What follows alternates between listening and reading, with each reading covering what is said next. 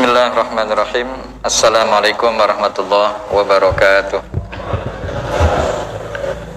Alhamdulillah wassalatu wassalamu ala rasulillah wa ala alihi wa ashabihi wa man tabi'ahum bi ihsanin ila yaumil qiyamah. Amma ba'd, rabbi shrah li sadri wa yassir li amri wahlul 'uqdatam min lisani yafqahu qawli. Yaqulullahu ta'ala fi kitabihil karim, a'udzu billahi minasyaitonir rajim. Ya ayyuhalladzina amanu taqullaha haqqa tuqatih wa la tamutunna illa wa antum muslimun. Ma'asyiral muslimin wal muslimat, a'azzakumullah. Senang dan bahagia rasanya bisa bertemu dengan bapak-bapak, ibu-ibu, dengan Allah Subhanahu wa ta'ala. Mudah-mudahan pula setiap langkah kita yang kita ayunkan menuju rumahnya mendapatkan ridha dan keberkahan, dan ilmu yang kita dapatkan mudah-mudahan ilmu yang barokah, bermanfaat fid dini wad dunya wal akhirah.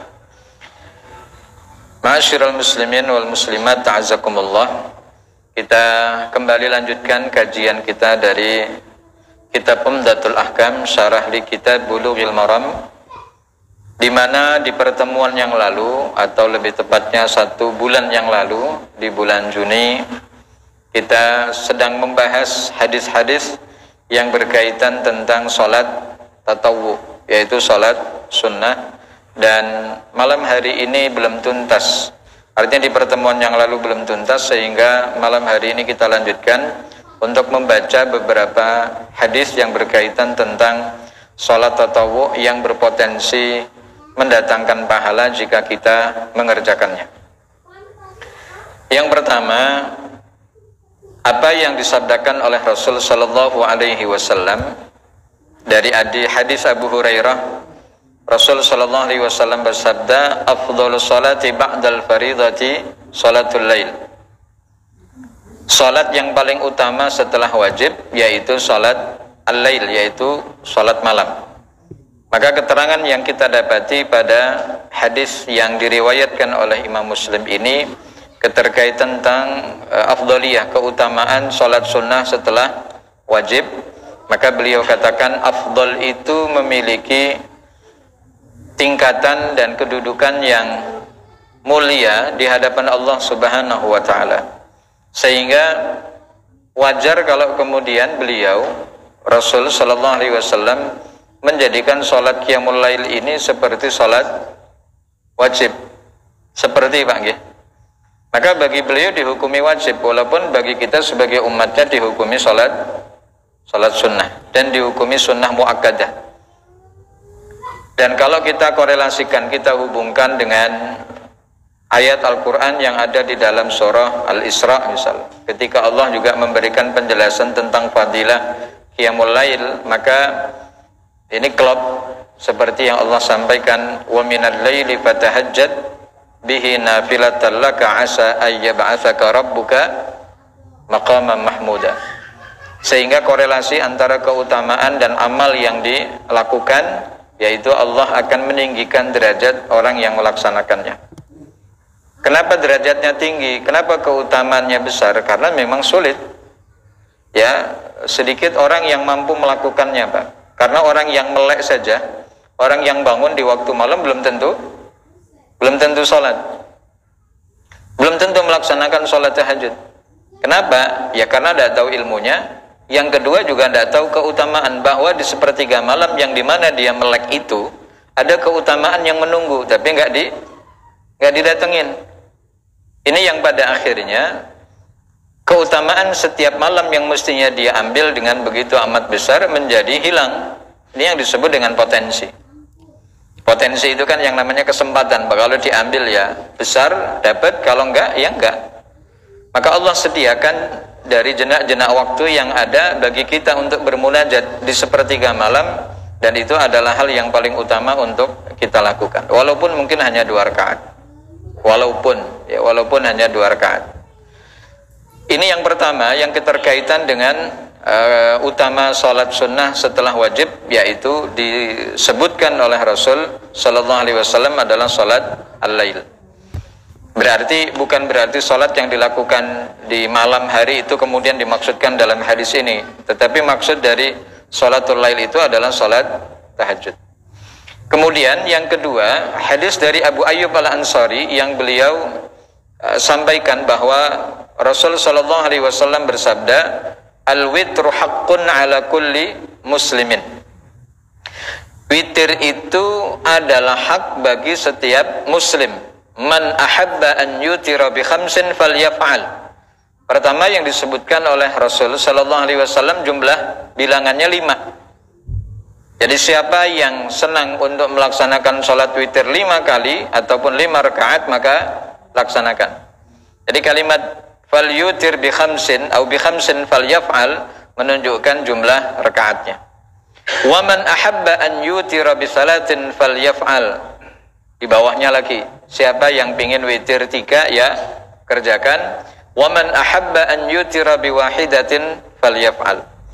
Sehingga kalau boleh ditanya, kalau misal kita ditanya jumlah witir itu paling dikit berapa, maka jawabannya berdasarkan dengan hadis dari Abu Ayyub Al-Ansari, jumlahnya hanya 1 rakaat minimal Pak, gitu. Paling dikit 1, tidak ada yang setengah.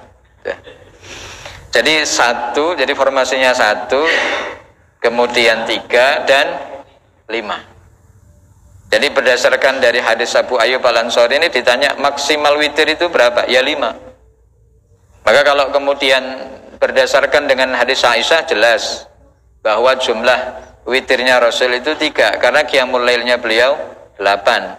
Sehingga beliau, Aisyah radhiyallahu anha mengatakan, qiyamul lail yang aku lihat dari Rasul sallallahu alaihi wasallam baik di bulan Ramadan maupun di luar bulan Ramadan jumlahnya 11.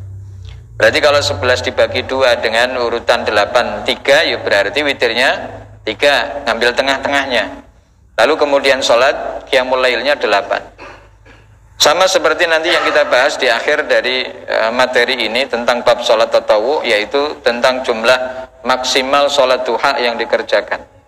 Berapa sih yang bisa kita kerjakan, yang nanti juga kita akan bahas.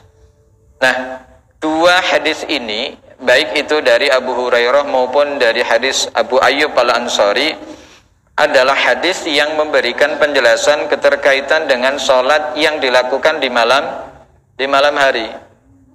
Jadi witir itu tidak dilakukan di siang hari Pak, sebagaimana juga tahajud. Jadi nggak ada cerita tahajud itu dilakukan di pagi hari ataupun siang. Maka antara tahajud dan witir itu menjadi bagian dari pelaksanaan sholat malam. Mana yang didahulukan, tentu tidak ada pertentangan. Artinya tidak ada masalah yang timbul karena mendahulukan witir daripada tahajud, atau membarengkan tahajud dengan witirnya. Kenapa tidak ada masalah? Ya karena pernah dilakukan, bahkan diucapkan oleh Rasul Sallallahu Alaihi Wasallam keterkaitan tentang bagaimana seseorang yang mendahulukan witirnya daripada qiyamul lailnya, atau qiyamul lail yang kemudian ditutup dengan witirnya. Sehingga mau mana yang duluan nggak apa-apa. Orang masalah wong niki pelaksanaan sholat sunnah Pak. Jadi pelaksanaan sholat sunnah itu jauh lebih lentur pelaksanaannya dibandingkan dengan yang wajib. Ini yang keterkaitan dengan antara tahajud dan qiyamul lail yang mestinya bisa kita agendakan setiap malam. Nek iso, nek iso ya paling tidak diagendakan mana yang kemudian bisa kita laksanakan gitu. Kalau bisa ya setiap malam, karena kalau sudah kita tahu keutamaannya, lalu kemudian sayang kalau dilewatkan, mumpung saya urip, mumpung masih ada kesempatan, daripada nangis-nangis di alam barzah, ya mendingan nangis di sepertiga malam yang terakhir. Karena penyesalan kita di alam barzah ya hanya tinggal penyesalan yang tidak berkesudahan. Orang bakal balik Pak, ya kur nangis gitu, tapi ya terus kemudian tangisan itu tidak akan mengembalikan apa yang kita inginkan. Kemudian menguatkan dari apa yang tadi kita dengar dari hadis Rasul Sallallahu Alaihi Wasallam yang diriwayatkan dari hadis Abu Ayyub Al-Ansari, maka beliau ya dari Abdullah bin Buraidah dari ayahnya radhiyallahu anhuma, beliau berkata bahwa Rasul Sallallahu Alaihi Wasallam pernah menyampaikan al-witru haqqun, witir itu hak Artinya sesuatu yang benar. Bahkan sampai tandas beliau mengatakan faman lam yutir falaisa minnah. Siapa yang tidak melaksanakan witir maka tidak diakui dari umat Nabi Muhammad sallallahu alaihi wasallam. Walaupun hadis ini bukan hadis saklek yang kemudian berarti metu sangka umatnya Nabi Muhammad sebab rawitir. Kok gampang banget gitu. Tetapi makna dari hadis ini adalah peringatan sekaligus juga penekanan untuk menjalankannya. Walaupun kalau dilanggar dalam artian tidak dilaksanakan, ya tidak mengeluarkan status kita sebagai umat Nabi Muhammad sallallahu alaihi wasallam. Ini yang kemudian kita dapati keterangan ya dari hadis al-witru haqqun tadi itu. Qad arafna ma'nahu. Tidak menunjukkan bahwa al-witru haqqun itu la yadullu 'alal wujub. Jadi walaupun beliau sallallahu alaihi wasallam menyampaikan bahwa witir itu sesuatu yang hak, bukan berarti diistimbati hukum bahwa witir itu hukumnya wajib niku mboten. Ya.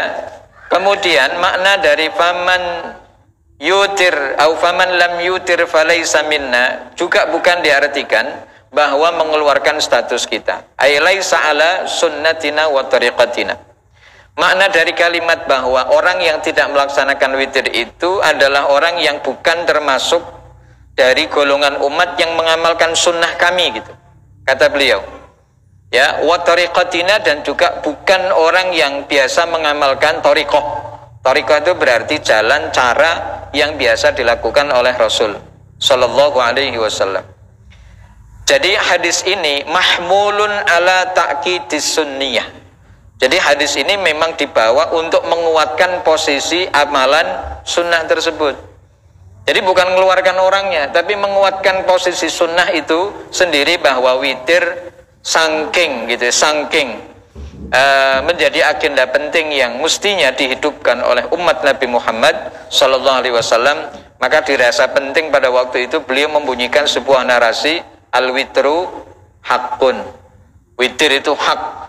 Sopo sing ra witir mongko kaya-kaya dudu umatku kan gitu. Itu bahasanya gitu. Jadi gur ngeten-ngeten tok gitu, ya.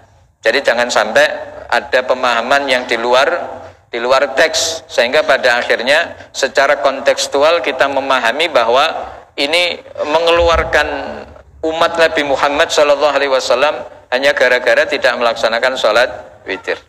Ini 3 hadis yang keterkaitan tentang masalah sholat qiyamul lail yang mestinya bisa memberikan letupan semangat bagi kita untuk terus menerus menghidupkan sepertiga malam kita dengan tahajud.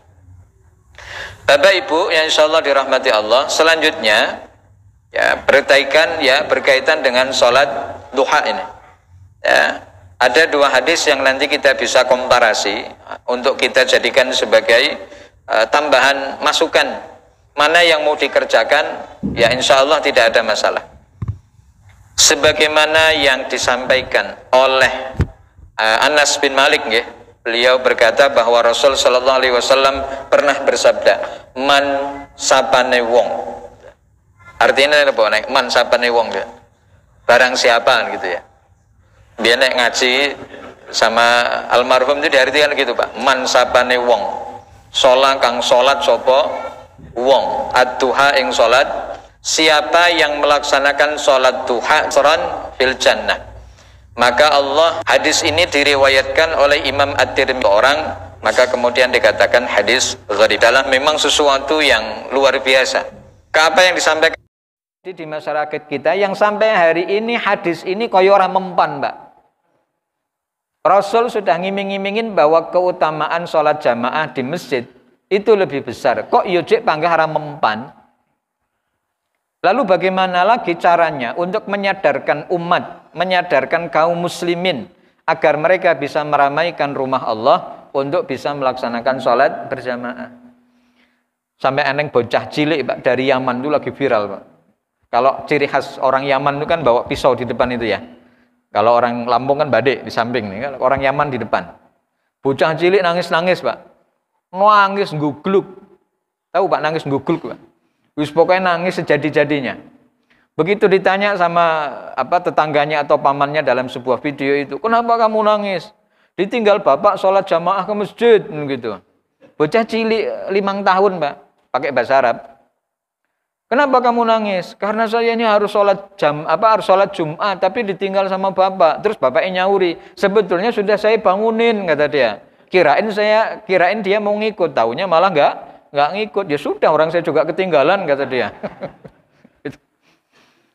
Tapi yang menarik itu di akhir video dia mengatakan, kenapa kok kamu sampai nangis begitu? Apa jawabannya? Laki-laki itu harus jamaah di masjid. Masya Allah. Bocah cilik nih Pak. Tapi sudah terbentuk fikrohnya dan sikapnya bahwa lanang ki kudu sholat nang masjid. Sholat nang omah ki wedok gitu itu. Kira-kira bahasanya gitu. Nggih, kaya wong wedok walaupun ya lanang tenanan gitu. Tapi yang disampaikan oleh anak itu ya betul-betul menyadarkan kita bahwa laki-laki itu ya jamaahnya di masjid. Kaya jenengan baca tulisan yang ada di kaca belakang mobil itu. The true man is three pedal gitu. Laki-laki sejati itu yang punya 3 pedal alias mobil manual itu Pak. 3 pedal. Jenengan ora paham to niku nggih.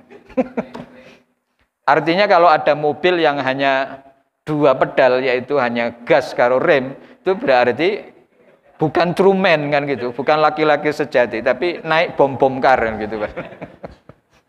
Bahasanya gitu. Jadi wong jane dhek duwene manual, maka terus dia buat stiker itu. True man is 3 pedal gitu. Laki-laki sejati itu 3 pedal. Baik, alasan corona ran duwe metik ngoten nggih. Baik, Bapak Ibu yang insyaallah dirahmati Allah, inilah yang mestinya bisa kita sampaikan secara berkelanjutan dan berkesinambungan untuk tidak bosan-bosannya memberikan edukasi secara ya persuasif kepada tetangga, kepada jamaah untuk ngajak ke masjid.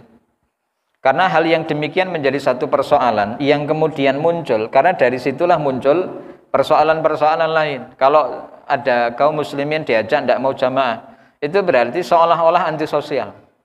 Padahal di dalam jamaah itulah yang kemudian bisa membentuk karakter, bisa bergaul. Ya, selesai sholat, selesai witir, selesai sholat sunnah kan ya ngobrol-ngobrol kan gitu Pak J. Di teras gitu. Ada hal yang mungkin bisa dibicarakan. Tetapi kalau kemudian tidak sholat jamaah, lah gimana kita mau ketemunya? Sementara kalau kita tidak jamaah, kan kadang kita sibuk dengan urusan masing-masing. Pertanyaannya kapan ketemu nih? Kalau kemudian sibuk terus dengan urusan dunia, ya ora ketemu-ketemu. Maka sholat jamaah itulah mempersatukan orang-orang yang sibuk dalam satu tujuan, yaitu menggapai ridha Allah. Baik, sindiran Rasul kena ini kepada kita mungkin yang memang pernah malas dalam melaksanakan sholat jamaah.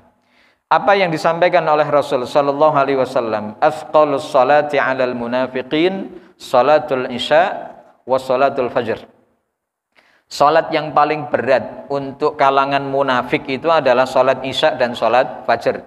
Jadi hadis ini bisa kita jadikan untuk barometer keimanan kita masing-masing.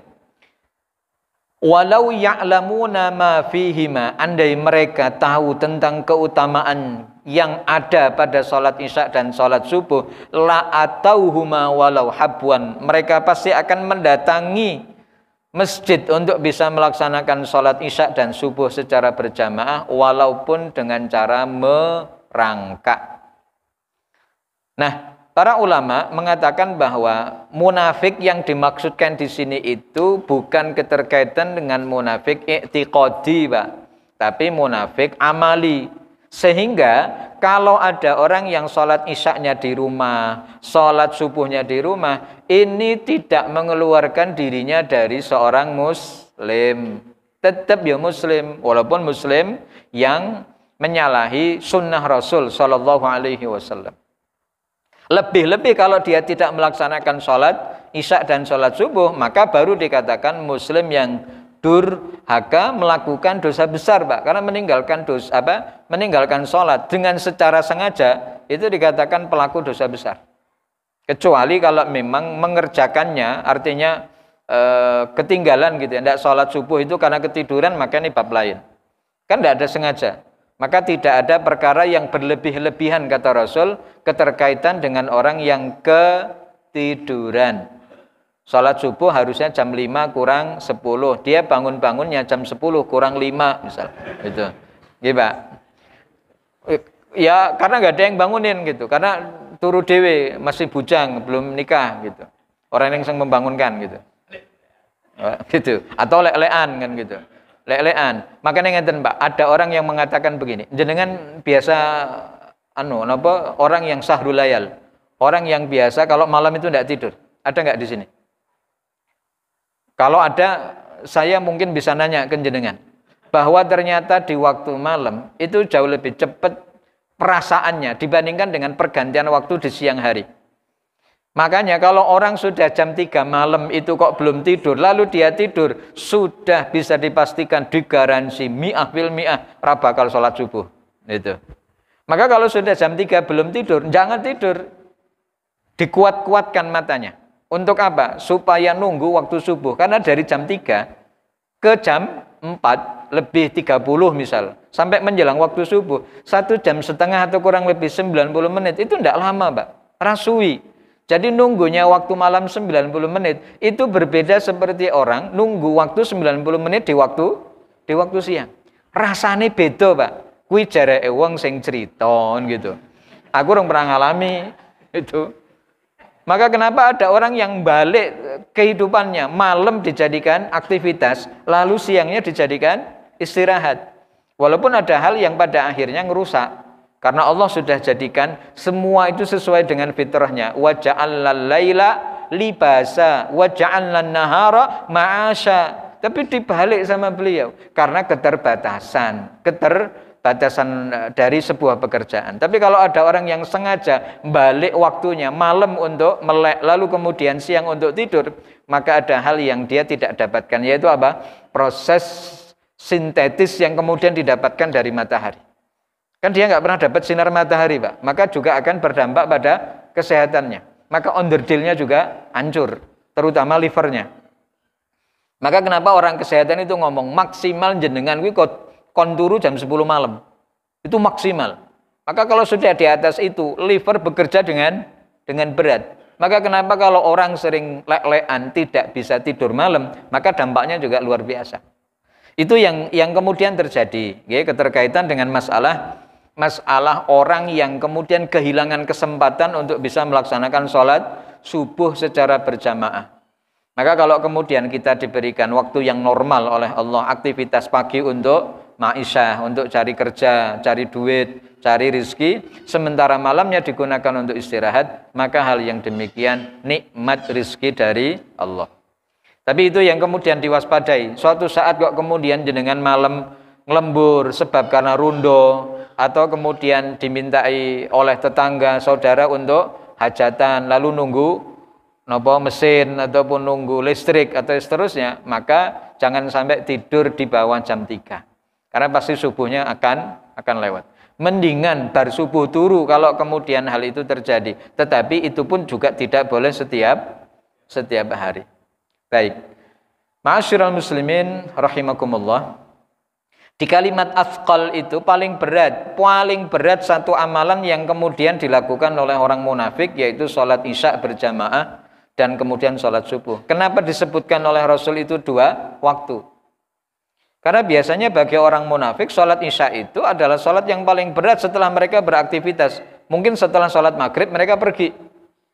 Ya, setelah itu ketika ada adzan yang dikumandangkan menandakan waktu sholat isya sudah masuk, bagi mereka berat betul Pak. Kenapa? Mungkin yang nonggo ya ora gelem, yang nonggo itu tidak mau berhenti ngobrolnya. Tanggung Pak kan gitu. Nanti aja lah sholat isyanya, kan bisa. Sholat isya kan panjang Pak waktunya, sampai fajar kan gitu. Udahlah tanggung gitu. Sehingga jenengan yang punya otoritas, kalau jenengan kedatangan tamu dan kemudian waktu isya sudah datang, maka obrolan dikat, yuk Pak kita ke masjid dulu, nanti ngobrolnya setelah sholat kita lanjutkan. Itu baru TOP BGT Pak. Top banget. TOP BGT. Kan kadang kita karena ewuh pekewuh, ora penak, apalagi wis kenal kan gitu.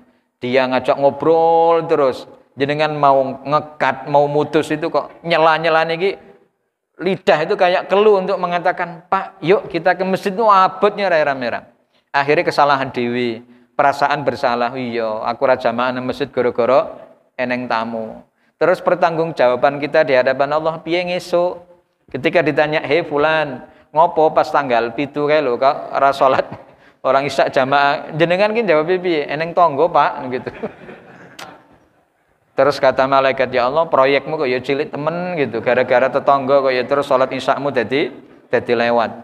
Hal yang demikian ya menjadi satu pelajaran bagi kita. Karena kita yang punya wilayah, kita yang punya rumah, ya kita yang menentukan. Mohon maaf Pak, yuk kita ke masjid dulu. Sekaligus kan dakwah Pak. Sekaligus ngajak kepada orang untuk mau berangkat ke masjid secara berjamaah. Salat fajar juga gitu. Karena orang yang rajin berjamaah itu biasanya diawali dari qiyamul lail. Maka kalau orang sudah terbiasa melaksanakan qiyamul lail, maka mudah-mudahan dia juga akan ringan langkah kakinya menuju rumah Allah untuk melaksanakan sholat subuh. Lagian jenengan yang rumahnya jauh dari masjid, apa yang jenengan rasakan Pak? Ini yang langkah kakinya masih normal. Yang dirasakan apa? Begitu kita keluar dari rumah, yang kita hirup udara segar dari Allah Subhanahu wa ta'ala. Udara yang belum terkontaminasi dari polusi udara. Apalagi di kampung Pak, di kota besar saja, mungkin seperti di Jakarta, di waktu subuh itu waktu terbaik. Karena mungkin tingkat polusinya tidak seperti ketika di siang hari. Itu keutamaan secara duniawi yang kita dapatkan. Belum manfaat secara ukhrawi yang tidak nampak tapi akan dirasakan. Kapan? Yang esok. Namanya kan apa yang kita lakukan di dunia ini kan Pak laksana seperti kita nabung Pak. Wong nabung ya aja bolak-balik ditilii ya. Dan jangan pernah saling orang sabar kok pengen ditilii atau kemudian nunggu kok balasannya teko-teko gitu. Ya namanya orang nabung. Tabungan itu akan dibuka pada saat genting. Kapan itu Pak? Kapan Pak? Tabungan dibuka itu kapan? Pada waktu tahun ajaran baru, daftar ulang anak-anak itu dibuka tabungannya gitu. Begitu dibuka tabungannya kurang ya berarti nyenggol tonggone gitu. Kurang daftar ulang piye Kang gitu. Ya sembuh piye? Utang oleh ora? Oleh gitu. Ini keterkaitan dengan masalah tabungan yang kita sedang lakukan di dunia. Tetapi lagi-lagi orang beriman dengan orang yang tidak beriman itu hanya terletak pada trust, kepercayaannya Pak. Kenapa orang kafir itu tidak mau beriman kepada Allah? Karena tidak ngelihat. Seperti yang dikatakan oleh kaum Bani Israel kepada Musa. Lan nu'mina laka hatta narallaha jahratan. Kata lan nu'mina itu diartikan forever. Sampai kapanpun kami enggak akan beriman kepada Tuhanmu. Hatta narallaha. Sampai kami melihat Allah jahratan. Apa Pak jahrotan itu Pak? Kalau dimaknai karo bocah pesantren itu jahrotan halih ngedeng Pak. Ngedeng itu berarti dengan panca indera. Kalau kami sudah bisa melihat itu Allah, baru kami beriman. Tapi apakah kemudian pernyataan, keinginan, kemudian harapan mereka untuk bisa melihat Allah langsung bisa? Ya ora bakal. Karena iman kita kepada Allah itu sudah cukup dengan Allah membentangkan ayat-ayatnya yang tersirat. Bahwa tidak mungkin ini diciptakan oleh makhluk, yang menciptakan pasti Allah yang berkuasa atas segalanya. Raken delok Pak, tidak kelihatan, tetapi apa yang Allah hadirkan sudah cukup bahwa Allah itu ada. Isya Pak nggih, punten. Sudah isya napa surup nggih? Isya nggih, baik. Kalau sudah waktu isya nggih sudah, ya kita cukupkan pertemuan kita pada kesempatan malam hari ini. Nanti kalau ada pertanyaan keterkaitan dengan sholat jamaah, sholat sunnah, itu nanti bisa kita agendakan for the next time. Ya, di pertemuan yang akan datang. Mudah-mudahan ada manfaat yang bisa kita dapatkan, mudah-mudahan ilmu yang kita manfaat, ya yang kemudian kita dapatkan juga mampu membersamai dari setiap amalan yang kita lakukan. Nanti kita minta Mas Dalu untuk ngimam ya, karena beliau lagi liburan ya. Sampai kapan pulang Mas? Besok pulang gitu.